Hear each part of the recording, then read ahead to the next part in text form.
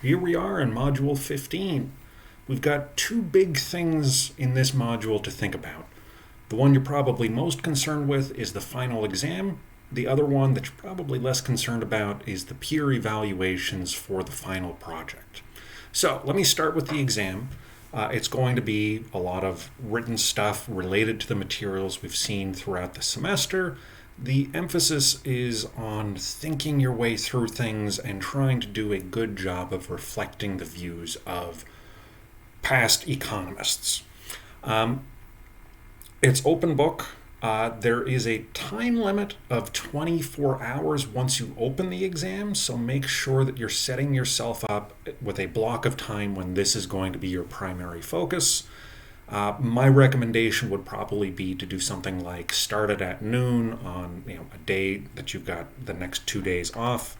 Start at noon, go through the exam, give draft answers, start getting everything into your head, write out notes, look for your the relevant portions of your notes from the semester, and then sleep on it, and then come back in the morning, clean everything up, make sure it makes sense, and then hit submit.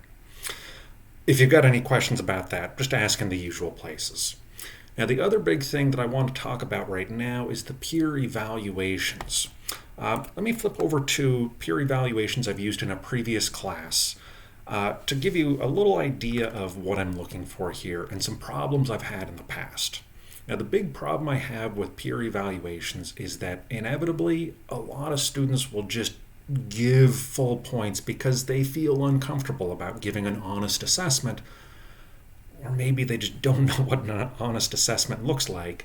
So, to give you some guidance here, first off, let me tell you to rest assured that you aren't taking points away from anyone. I want your insights into people's projects, but I'm going to adjust as necessary. So if everyone just gives everyone 1 out of 5, well, I'm not going to dock everyone points because the average was low. Or if everyone just gives everyone 5 points, well, I'm going to have to pull that down for works that don't genuinely warrant a 5.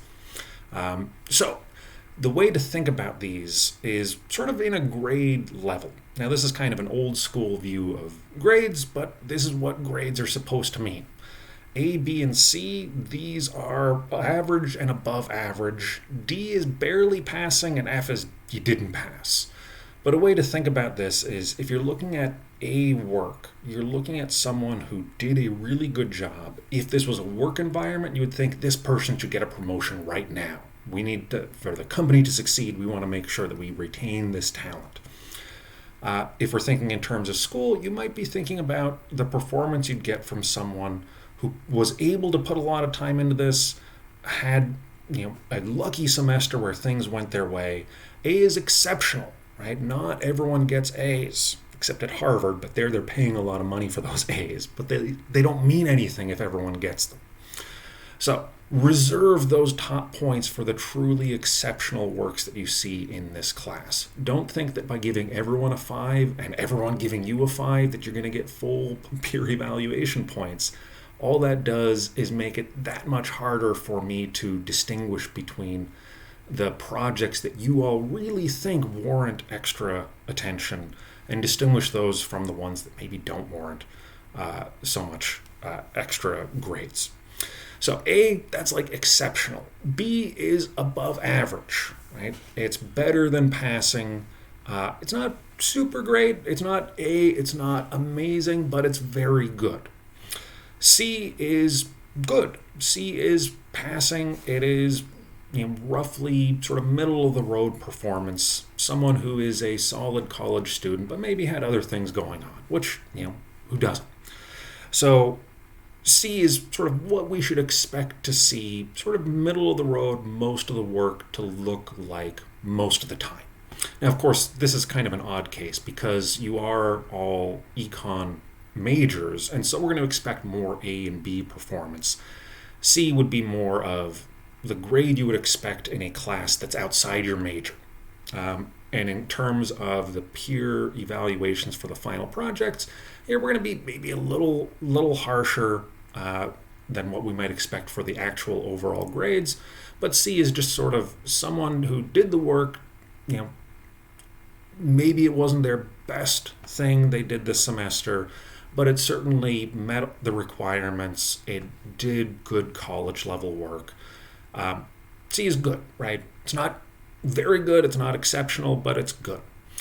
D is sort of the partial credit realm. This is where someone didn't do so bad that they really weren't failing, but they really didn't pull up to what we expect. So if we thought about this in a workplace setting, D is going to be the person who isn't getting fired, but they're maybe not going to be safe in the next round of layoffs. So D is, it's not great, in the grand scheme of things. Having a D here and there, it's not a big deal. Having a lot of Ds becomes a big deal. But a D project in this case means it looks like someone who really struggled, didn't have great support, didn't have great luck this semester. Maybe they had a lot of things going on, and it shows in their work. Not so much that you'd say they really didn't do it, or they didn't do it well enough to warrant accepting it. A D is you pass, but just kind of by the skin of your teeth. All right, so with that, our next video in this playlist will be responses to Module 14 work. And again, if you have any questions on the peer evaluations, feel free to ask in the usual places, and I will talk to you in the future. I'm really looking forward to seeing your work.